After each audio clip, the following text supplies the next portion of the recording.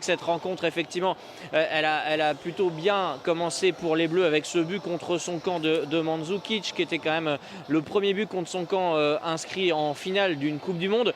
Mais c'est vrai que sinon, au début, on a eu beaucoup de crispation, beaucoup de tension. Les débuts de rencontre de l'équipe de France sont quelquefois un peu crispants, puisque il faut qu'on s'habitue à ça. Cette équipe de France, elle a décidé d'abandonner le jeu, de laisser la possession de balle à l'adversaire pour essayer de placer ses flèches un peu plus tard.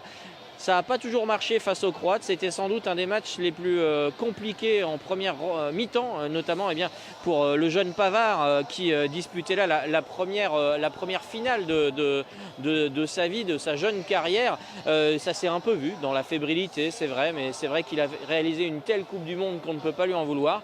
L'ambiance a été assez exceptionnelle dès lors que Pogba est allé en 2 temps inscrire le 3e but français. On était à 3 buts à 1 à ce moment-là.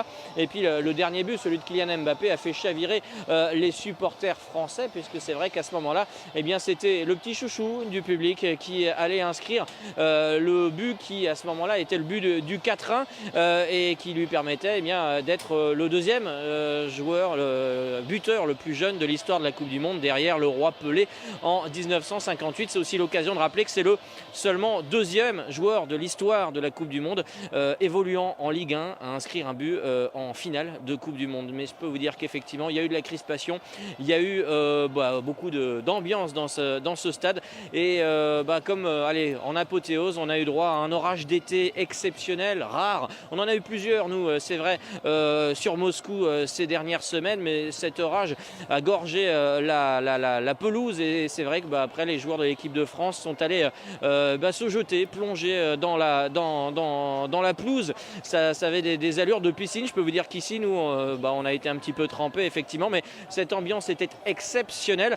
Exceptionnelle parce que c'est vrai qu'à certains moments, on sentait les supporters très crispés, un petit peu tendus. Sauf que à l'arrivée, il y a la 2e étoile.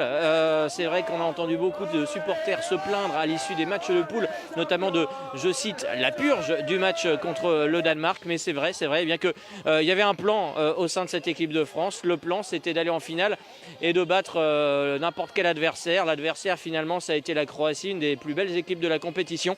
Et les Bleus arrivent à l'issue de cette rencontre à l'emporter 4 buts à 2. 4 buts à 2, ça veut dire 6 buts dans une finale de Coupe du Monde. Moi, j'avais pas vu ça en tout cas jusqu'ici. Et puis très clairement, ça faisait 3 finales qu'on allait dans la prolongation. Cette fois-ci, c'est à la fin du temps réglementaire que les Bleus se sont imposés. 4 buts à 2. Les 2 premiers n'étaient pas très beaux. Les 2 suivants buts de l'équipe de France, ceux-là, en revanche, ils avaient vraiment rien à envier à personne. C'était des buts de toute beauté.